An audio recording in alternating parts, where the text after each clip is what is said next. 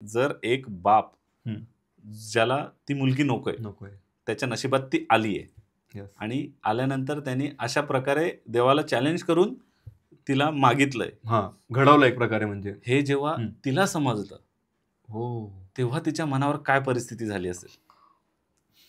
आणि म्हणजे सगळे प्रॉब्लेम पण तिच्या लाईफमध्ये येऊ दे. हां, ती सुंदर पण असू दे. तिचं चरित्र म्हणजे एक शुद्ध असून शुद्ध पण असून पण लोकांच्या तिच्या नजरेने ते अशुद्ध होऊ दे. हां, आणि तिच्या त्यानंतर पण चारित्र्यावर तिने एवढे डाग पडू दे, की हां. ते पूर्ण विश्वामध्ये कोणावरच नसतील. आणि त्यानंतर तिने लोककल्याण सुद्धा करू दे. हां, ते ऋषीमुनी सांगतात, की तुम्हाला मुलगी सुद्धा होणार आहे, मुलगी तुम्ही सुद्धा. जाऊ नका. हां. तो बोलतो, की नाही मला मुलगी नकोय. ओके. द्रुपद राजा बोलतो, मला मुलगी नकोय. मला म्हणजे मुलगा पाहिजे होता, मला तो प्राप्त झालाय. प्राप्त झालंय. मी खुश आहे. ओके. नमस्कार मित्रांनो. काय वाटतं चॅनलवर तुमच्या सगळ्यांचं स्वागत आहे. तुम्ही नेहमी कल्पेशला बघत असतात. पण आज मी येऊन बसलोय. कारण आम्हाला ॲक्च्युअली तुम्हाला तुमच्यासाठी एक नवीन सीरीज आणायची होती. आणि तुम्ही मागच्या काही व्हिडिओ बघितल्यात, की आम्ही इतिहासावर खूप साऱ्या माहिती सांगतो. म्हणजे आपली ऑलरेडी एक सीरीज चालू आहे, शिवपूर्वकालीन महाराष्ट्र, संभाजी महाराजांचा इतिहास. आणि आम्ही आता ते नवीन नाथांची पण आम्ही व्हिडिओ तुमच्यापर्यंत आणतोय. तर आम्हाला असं होतं, की अजून काहीतरी तुमच्यापर्यंत आम्ही माहिती देऊ आणि अजून तुम्हाला आपण एंटरटेन करू. तुम्हाला नवीन-नवीन गोष्टी आम्ही सांगू. तर आम्ही ठरवलं, की आम्ही 25,000 वर्ष जुना इतिहास आपण थोडाफार अभ्यास करून तुमच्यापर्यंत पोहोचवायचा आमचा एक प्रयत्न आहे. म्हणजे आम्ही कोणी इतिहासकार नाही आहे आणि आम्हाला कोणती असं काय डिग्री वगैरे. आम्ही असंच तुमच्यासारखंच म्हणजे थोडाफार अभ्यास वगैरे करून आम्ही तुमच्यापर्यंत कसं आहे आजकाल लोकं पुस्तकं तर वाचत नाही. टाईम नसतो, कंटाळा येतो आणि पुस्तकांच्या जागी आजकाल लोकांच्या हातात मोबाईल असतो. तर मग आमचा हाच एक प्रयत्न आहे, की तुमच्यापर्यंत आम्ही ती माहिती मोबाईलद्वारे पोहोचवू. तर तुम्ही या पण सीरीजला सपोर्ट करा. तर 25,000 वर्ष जुना इतिहास म्हणजे महाभारत, रामायण. तर तुम्हाला याबद्दल खूप सारं ऑलरेडी माहिती आहे. तुम्ही ऑलरेडी सीरीज बघितली आहे. तुम्ही पुस्तकं वाचली आहेत. तुम्हाला जे डायलॉग्स माहिती आहे, सगळे पात्र माहिती आहेत. पण त्या महाभारतामध्ये असे अजून खूप पात्र आहेत, की ज्याच्याबद्दल खूप काही शिकण्यासारखं आहे. म्हणजे प्रत्येकाची त्या त्या लोकांमध्ये प्रत्येकाची एक जी लाईफ होती, ती एक संघर्षमय होती. प्रत्येकाने खूप काही संघर्ष केलेला आहे आणि त्यातून त्यांनी प्रत्येकाबद्दल होतं. म्हणजे श्रीकृष्ण, अर्जुन हे तर लीड म्हणजे मेन कॅरेक्टर होते. पण अजून जे बाकी कॅरेक्टर होते, त्याबद्दल पण खूप साऱ्या गोष्टी आहेत, ज्या शिकण्यासारख्या आहेत. तर आपण आज कल्पेशला विचारूया, की महाभारतामधील त्याचं आवडतं पात्र कोणतं? आणि त्यामागचं कारण पण सांग. अच्छा. जर आता आपण महाभारताबद्दल जर बोलायला हां. गेलं, तर आपल्या डोळ्यासमोर सर्वात पहिले येतो श्रीकृष्ण हां. आणि नंतर आलं तर लगेच अर्जुन. अर्जुन. हां. हे 2 कॅरेक्टर जे आहेत म्हणजे हां. जे पात्र आहेत ते आपल्या डोळ्यासमोर सर्वात पहिले येतात. पण जर आपल्याला कोणी विचारलं, की हे महाभारत कोणामुळे झालं? हां. तर पहिले येतं द्रौपदीचं नाव. द्रौपदीचं नाव येतं. म्हणजे ही एक मेंटॅलिटी बनली गेली. मेंटॅलिटी बनली, की ते स्त्रीमुळे महाभारत हां, झालं. महाभारत झालं. असं एक नाव ते एक पुढे आलं म्हणजे. हां, बरोबर बोलशील. कारण हां. की एक समाज त्या दाबला गेला त्या दृष्टीने. हां. त्या दृष्टीने त्यांचा पॉइंट ऑफ व्ह्यू हां. बघितला त्या लोकांनी तर आता सांगितलं. मला असं म्हणेल मी माझं पर्सनली मत आहे, की हं. द्रौपदी हं. हे एक पात्र नाही बोलू शकत आपण. ती एक शक्ती आहे. म्हणून हां. मला ते पात्र आवडतं. म्हणजे अच्छा. हं. ती अशी शक्ती आहे, की जिचा जन्मच महाभारतासाठी झाला होता. आणि तिचा हां. जो काही पुढचा तिचं जे भविष्य होतं, हां. ते भविष्य तिच्या वडिलांनी देवाला चॅलेंज करून मागितलं होतं, की तिला एवढ्या पीडा येऊ दे. तर मग द्रौपदीचा जन्म कसा झाला? आणि तिचं नाव पांचाली कसं पडलं? द्रौपदीच्या जन्माबद्दल सांगायचं झालं तर हं. जरा आपल्याला अजून पास्टमध्ये जायला लागेल. हां. म्हणजे राजा ध्रुपद म्हणजे द्रौपदीचे वडील, वडील. हं. त्यांचं आधीपासून म्हणजे त्यांच्या वडिलांपासून ते वैर चालू झालेलं असतं भीष्म पितामहासोबत. अच्छा. आधीपासून त्यांचं भांडणं असतं. हां, अच्छा. तर हं. ह्याला बदला घ्यायचा असतो आणि त्याच्यासाठी अ, राजा ध्रुपदची आधीच एक मुलगी असते, तिचं नाव असतं शिखंडिनी अच्छा. आणि हां. तिचा जन्म हं, हं. झालेला असतो ह्याला मारण्यासाठी भीष्म पितामहाला मारण्यासाठी. अच्छा. हां, पण त्यांच्याबद्दल काहीतरी आहे म्हणजे मी सीरियलमध्ये वगैरे बघितलं होतं ते हां, हां. हां. ती स्टोरी पूर्ण वेगळी आहे. ती हां. आपल्याला पाहिजे असेल तर आपल्याला ते भीष्म पितामह यांच्या ओके, पात्रामध्ये जर ओके. चालेल, सांगायचं झालं तर चालेल. सांगू ठीक आहे, शकतो ठीक आहे. आपण. हां. पण हा बदला घ्यायचा असतो हां. त्यासाठी हिचा जन्म असतो. पण ही त्याच्यामध्ये अयशस्वी ठरते. ती हां. ती हारते. हं, बरोबर. हारते आणि त्याच्यानंतर मग राजाला वाटतं, द्रुपद राजाला, की हं. हिच्याकडनं काय होणार नाही. त्याचा मुलीवरनं विश्वास उडून जातो, की ही माझा बदला कंप्लीट करू शकत नाही. मग त्याला एक अच्छा. मुलगा पाहिजे असतो. बोलतो मला अच्छा. मुलगा हां, हां. पाहिजे. म्हणजे त्याला असं कळतं की मुलगी माझा बदला काय पूर्ण करू शकणार नाही अजिबात नाही. आणि तो मुलगाच करू शकतो. हां. अच्छा. हां. मग त्याच्यामध्ये तो एक राग, संताप सगळा असतो आणि तो हां. ऋषीमुनींना सांगतो, की मला मुलगा पाहिजे, तुम्ही काही करा. यंत्र, मंत्र हं, हं. म्हणजे त्या काळी तर ते त्याच्यावर हां, त्या काळी तसं मंत्रप्राप्तीवर ते मुलं सगळं पण व्हायचं. व्हायची. हां, बरोबर. तर त्याच्यावर ऋषीमुनी त्याला बोलतात, की "ठीक आहे, आम्ही यज्ञ करतो. हं. त्या यज्ञातून तुला मुलगा मिळेल, पण तुला मुलगीसुद्धा मिळेल." आणि त्याच्या नशिबात अच्छा. मुलगीच असते. हां, हां. पण त्याचा हट्ट, जो क्रोध असतो त्याच्यावर ऋषीमुनी बोलतात, की "आम्ही आमचं हं, सगळं हं. पुण्य देतो हं, हं. आणि तुला मुलगा मिळेल. पण तुला त्यासोबत मुलगीसुद्धा मिळेल." अच्छा, म्हणजे हां. ट्विन्स. हां, ट्विन्स असंच बोलू शकतो तू. हां. तर राजा बोलतो, "ठीक आहे." पण त्याला मुलगी पाहिजेल नसते. मग तो ओके. यज्ञ जेव्हा होतं, चालू होतं. हां. आहुती वगैरे हं, दिली हं. जाते. हं, हं. त्याच्यामध्ये त्या यज्ञातून हं.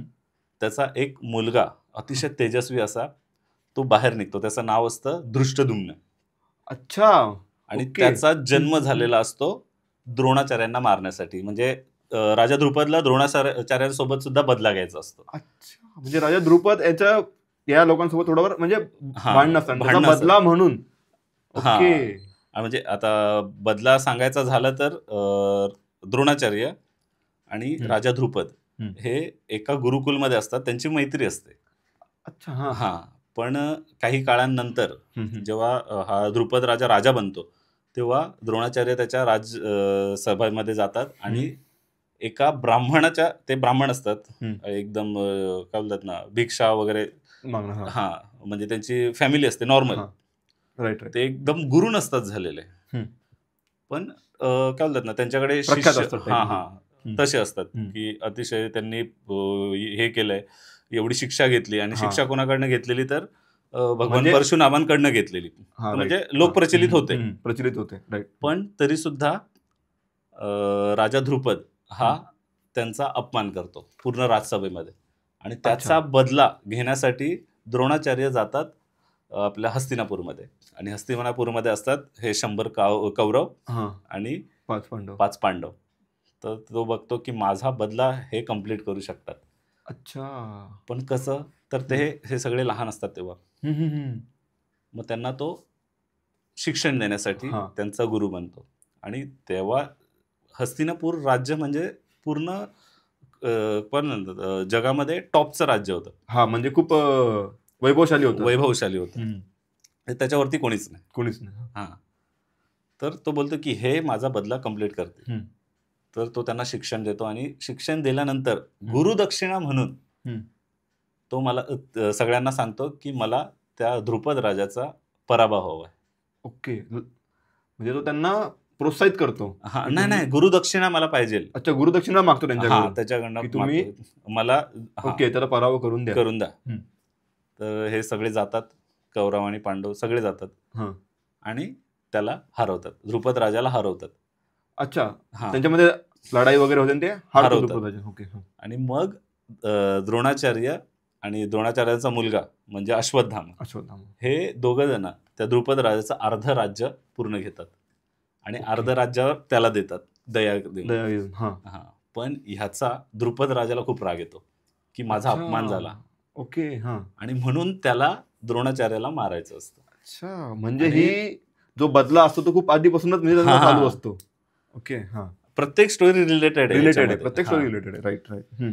आणि मग आपलं हे द्रोणाचार्य त्याचं अर्ध राज्य घेतात. त्याचा बदला त्याला कंप्लीट करायचा असतो, हं, हं. द्रुपद राजाला. हां. म्हणून तो बदला घेण्यासाठी त्याच्या मुलाची मागणी असते. अच्छा. आणि मग तो तो तिकडे निघतो. हां, म्हणजे मग मुलगाचा जन्म होतो, बदला हां, घ्यायला द्रोणाचार्यासोबत हां. आणि मुलीचा जन्म होतो भीष्म पितामहासोबत बदला घ्यायला. बदला घेण्यासाठी. तर मुलगा आल्यानंतर हं, द्रुपद राजा यज्ञाच्या इकडनं निघतो. हं, हं. पण ते ऋषीमुनी सांगतात, की तुम्हाला मुलगी सुद्धा होणार आहे, मुलगी तुम्ही सुद्धा जाऊ नका. हां. तो बोलतो, की नाही मला मुलगी नकोय. ओके. द्रुपद राजा बोलतो, मला मुलगी नकोय. मला म्हणजे मुलगा पाहिजे होता. मला तो प्राप्त झालाय. प्राप्त मी झालाय. खुश आहे. ओके. म्हणजे द्रुपदाचं म्हणणं असं की हा मुलगा दोघा बदला घेईल हां, आणि तोच हां. ओके. हां. तर ऋषीमुनी बोलतात त्याला, की हं, मुलगी हे एक सौभाग्य असतं. हं, सौभाग्याचं देणं असतं. हं, हं. एक देवाचा प्रसाद असतो. तुम्ही त्याला नाकारू नाही नाकारू शकत. नाही शकत. हां. आणि ही जी मुलगी आहे, जी तुम्हाला मिळणार आहे, प्राप्त होणार आहे, हम्म. ती मुलगी विश्वाचं कल्याण करणारी आहे. हो.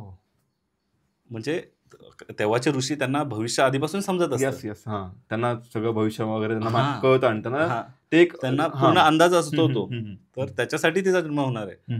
आणि ही सगळी नियतीचा खेळ असतो जर बघायला गेलं तर. हां, पण शेवटी तेच. हां. राजा ध्रुपदचा इथे काय बोलतात ना, तो बोलतो मला मुलगी नको आहे. नको, त्याला हां. समजवतात तो नाही. हम्म, तो तिकडनं निघतो. हम्म. तर तेव्हा अचानक अग्निदेवता म्हणजे जे यज्ञ असतं हम्म, ते अचानक भडकतं. हम्म, तर भडकल्यानंतर ती आग मोठी होते हम्म. आणि ह्याचा ध्रुपद राजाला राग येतो. म्हणजे मेल इगो लाईक बोलू शकतो तेव्हाचा ओके. राजा आहे. हां, हां, तो देवाला चॅलेंज करतो, की जर तुम्हाला मला मुलगी द्यायची आहे, हां. जर तुमचा हा अट्टहास आहेच ना, अट्टास आहेच. हां, तर मी तुम्हाला चॅलेंज करतो. हां. म्हणजे आत्ताच्या भाषेत जर आपण बोललो तर चॅलेंज देवाला डायरेक्टली तो करतो, की मला अशी मुलगी द्या, हम्म. की जी या विश्वामध्ये हां. सर्वात सुंदर असेल, हां. पण तरी सुद्धा तिच्या चारित्र्यावर डाग लागतील. तिचं चारित्र्य अतिशय पवित्र असेल, हां. तरी सुद्धा तिच्यावर नको नको ते आरोप लागतील. हे देवाला चॅलेंज करून मागतो. अरे बापरे. तिला आयुष्यभर हां. कष्ट आणि पीडा मिळू दे. आणि खूप काही बोलतो. आणि लास्टला बोलतो, की तरी सुद्धा तिने विश्वाचं कल्याण करू दे.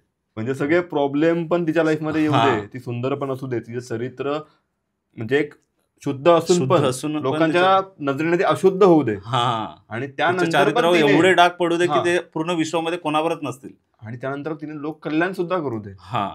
अरे. हे स्वतः भाग्य मागतो एक वडील. हम्म. आणि त्यावेळी त्या यज्ञामधून एक स्त्री रूपामध्ये ती एक शक्ती हम्म. ती जन्माला येते. हम्म. म्हणजे अतिशय तेजस्वी असते, अतिशय हम्म. सुंदर. हां. अशी ती एक स्त्री रूपामध्ये शक्ती जन्माला जन्माला येते. येते. हम्म. तिचं म्हणजे जो रंग असतो तो सावळा असतो म्हणून तिला कृष्णा नाव पडतं. अच्छा. तेव्हा तिला म्हणजे पहिलं नाव होतं कृष्णा. कृष्णा. आणि त्याच्यानंतर ती यज्ञामधून आली बाहेर. हां, हां. म्हणून तिला यज्ञसेनी सुद्धा नाव पडतं. अच्छा. कृष्णा यज्ञसेनी. यज्ञसेनी. आणि त्याच्यानंतर ती ध्रुपद राजाची मुलगी असते. हां. म्हणून तिला द्रौपदी. द्रौपदी नाव पडतं. मग ते पांचाली नाव कसं पडलं? म्हणजे आता पांचाली हां. नाव पण खूप हां, प्रख्यात नाव आहे. हां. तर मग म्हणजे ते नाव कसं पडलं? म्हणजे मी जी कहाणी ऐकली आहे, की त्यामागे की तिचं 5 सोबत लग्न होतं. हां. तर 5 पांडवांमुळे पांचाली नाव असं नाही. पडलंय. नाही. तसं काहीच नाहीये. हां. हा एक समज तो हळू-हळू झालंय. बनवला हां, गेलाय. हां. पण जर बघायला गेलं तर तो राज्य असतो, जो राजा द्रुपद असतो, त्याच्या राज्याचं नाव पांचाल असतं. आणि ती पांचालची अच्छा. राजकुमारी म्हणून पांचाली आहे नाव का? पडतं. ओके. तर म्हणजे आता हा एक गैरसमज कसा आपण जेव्हा अभ्यास करतो एखाद्या गोष्टीचा, तेव्हा आपल्याला या सगळ्या गोष्टी क्लिअर होतात. हां. जसं आता मला माहिती होतं, की 5 पांडवांसोबत लग्न केलं म्हणून पांचाली नाव आहे का? हां. तर मग जसं ते यज्ञामधून बाहेर आली आणि तू म्हटलास, की सावळा रंग होता म्हणून कृष्णा नाव पडलेलं. हां. तर मग तिच्या वडिलांनी हां. त्यांनी जे वर मागितलंय, चॅलेंज केलं होतं. हां. त्यानंतर तिला त्यांनी म्हणजे ॲक्सेप्ट केलं का ॲज अ मुलगी म्हणून? नाही, तिने म्हणजे एक नावाला मुलगी मानतात. हां. लाइक त्या टाइपमध्ये त्याने ॲक्सेप्ट केलं सुरुवातीला, की हां बाबा माझ्या एका राजभवनामध्ये ती राहील. हां. म्हणून त्यांनी तसं ॲक्सेप्ट केलं. हां. पण मनापासून ॲक्सेप्ट केलं नव्हतं. मग नंतर श्रीकृष्ण येतो. श्रीकृष्ण आल्यानंतर त्याची लीला हां. आणि तो ते तर आहेच. त्या राजा द्रुपदची पूर्ण हृदय परिवर्तन करून घेतो. अच्छा. हां, मग तेव्हा त्याला सांगतो, की स्त्री काय आहे? तिचा जन्म का जन्म झाला का आहे? झाला? हं. आणि ती तुझ्यासाठी किती तुझं काय बोलतात ना, नशीब असेल, की ती तुझ्या घरात जन्माला आली. जन्माला आली. म्हणजे खूप काही सांगतो. तेव्हा त्याचं हृदय परिवर्तन होतं राजा द्रुपदचं. हं. आणि मग तो त्याला सांगतो, की तिला ॲक्सेप्ट कर. आणि आता ते एक दान आहे म्हणून तिचा तू काय बोलतात ना, स्वयंवर कर. कारण की श्रीकृष्णाला पुढे महाभारतासाठी पात्र एक पाहिजे असतं. पात्र पाहिजे असतं तू बोलू शकतोस. बरोबर. हां. त्याला त्या साईडली दिशा द्यायची असते. नाही म्हणजे आपण असं म्हणतो, की श्रीकृष्णाने महाभारत घडवून आणली आहे. हां. मग त्या पॉइंट ऑफ व्ह्यूने म्हटलं, की पात्र पाहिजे पात्र असतं. पाहिजे. बरोबर आहे. हां. नाही आपण तो लीलाधर हां. आहे. हां. त्याला पाहिजे तशी त्यांनी दुनिया हलवली हलवली. आहे. तर तो सांगतो आणि तसं सजेस्ट करतो, की बाबा सल्ला देतो, की तू आता स्वयंवर तिचं कर. खरं तर स्वयंवराची पण जी कहाणी आहे ती पण खूप भारी आहे. हां. म्हणजे आपण जे बघितलंय याच्यामध्ये सिरियल वगैरे मध्ये, हां. तर मला ती पण जाणून घ्यायची आहे, हां, पण नक्कीच. आपल्याकडे काय तेवढा हां, वेळ हां. नाहीये. हां. आपण ही जी कहाणी असेल ती आपण पुढच्या भागामध्ये ऐकू आणि हां, पुढच्या भागामध्ये आपण आपल्या नक्कीच. प्रेक्षकांपर्यंत पण पोहोचवू. हो, हो. पण मी आता एक सांगेल, हं. की आता ही द्रौपदी, हं. आजच्या जीवनामध्ये आपण एखादा जोक मारतो किंवा हं. मस्तीमध्ये तिचं नाव मस्तीमध्ये घेतो. नाव एखाद्याला घेतो. टोमणा मारण्यासाठी टोमणा सुद्धा हं. तिचं नाव घेतलं जातं. राइट. हां. पण ही गोष्ट जर बघायला गेली तर किती चुकीची आहे. कारण खरंच. की तिने जे काय सोसलंय, सोसलंय. हं. ते आत्ताच्या जर पिढ्यांमध्ये बघशील तर ते काहीच नाही, शून्य आहे. शून्य आहे. शुल्क आहे. म्हणजे हं, जर हं. बघायला गेलं तर त्याचा आधी विचार करा. त्या हं. पात्राचा विचार विचार करा. करा. तुम्ही महाभारत खरंच घडलंय, नाही घडलंय, नाही घडलंय. हं. त्याच्या वादामध्ये अडकण्यापेक्षा त्याच्यामध्ये जे सांगितलं गेलंय, सांगितलं गेलंय. जे बरोबर, दाखवलं बरोबर, गेलंय, बरोबर. त्याच्याबद्दल अभ्यास करा. अभ्यास करा. हे मला खरंच. सांगायचंय. आणि जर एक बाप हं. ज्याला ती मुलगी नकोय, नकोय. त्याच्या नशिबात ती आलीये येस. आणि आल्यानंतर त्यांनी अशा प्रकारे देवाला चॅलेंज करून तिला मागितलंय. हां. घडवलं एक प्रकारे म्हणजे. हे जेव्हा हं. तिला समजलं, हो. तेव्हा तिच्या मनावर काय परिस्थिती झाली असेल आणि त्या परिस्थितीतून ती बाहेर कशी आली, हं. ह्याचा पण विचार करा आणि नंतर हे जोक मारा. माझं असं म्हणणं आहे. माझं बरोबर. वैयक्तिक मत आहे, की बरोबर, जर बरोबर. तुम्ही जर खरंच. त्याचा हां. जोक बनवताय तर त्याचा आधी तुम्हाला तुम्ही आधी जाणीव झाली त्याबद्दल पाहिजे. जाणीव झाली पाहिजे, की तो होय. व्यक्ती कोण आहे? हां. त्याबद्दल काय तुम्हाला जे तुम्ही सीरीज बघून किंवा या गोष्टी तुम्ही जे तुमचे आत्ताचे विचार आहेत, हां. त्या विचारानं तुम्ही एखाद्या माणसाला अशी जी हे नाही उडवली पाहिजे, खिल्ली उडवली खिल्ली नाही नाही पाहिजे. उडवली पाहिजे. त्याबद्दल एक आदर असला पाहिजे. बिलकुल. हेच माझं म्हणणं आहे हं, हं. प्रेक्षकांना. तुम्हाला याबद्दल काय वाटतं हे आम्हाला नक्की कमेंट करून सांगा आणि नक्की. आमची पुढची व्हिडिओ बघण्यासाठी आमच्या चॅनलला नक्की सबस्क्राईब करा. धन्यवाद.